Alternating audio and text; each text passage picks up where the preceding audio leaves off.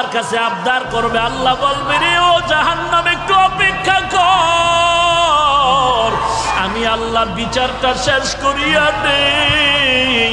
বিচারটা শেষ করার পরে এরপরে তোর কাছে গুনাহগার গুলো পাঠায় দিব। জাহান্নাম থামতে রাজি না।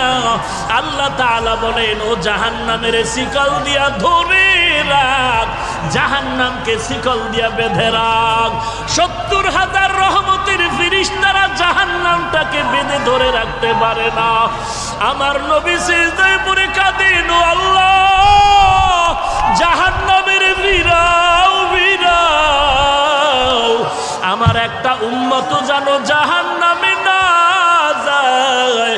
জাহান্নামের ভয় আমার নবী সিজদায় পড়ে কান্না শুরু করবেন। আল্লাহ বলেন ও নবী আপনি একটুও কাঁদবেন না, আপনার উম্মতের জাহান্নামে আমি আল্লাহ দিব না। আল্লাহ কুদরতের হাতে একটু পানি দিয়া ফেরেশতাকে বলবে জাহান্নামের গায়ে ছিটায়া দাও। আল্লাহর দাও কুদরতের হাতের পানি জাহান্নামের গায়ে ছিটায় দেওয়া মাত্র জাহান্নাম পেছন দিকে দৌড়াবে। ফেরেশতারা বলবেন ওরে মালিক, শিকল দিয়া যেই জাহান্নামের ধরে রাখতে পারি না, একটু সামান্য পানি দেওয়া মাত্র জাহান্নাম পেছনে চলে গেল। এটা কেমন বরকতের পানি? এটা কি জমজমের পানি নাকি কাউসারের পানি নাকি আবে হায়াতের পানি?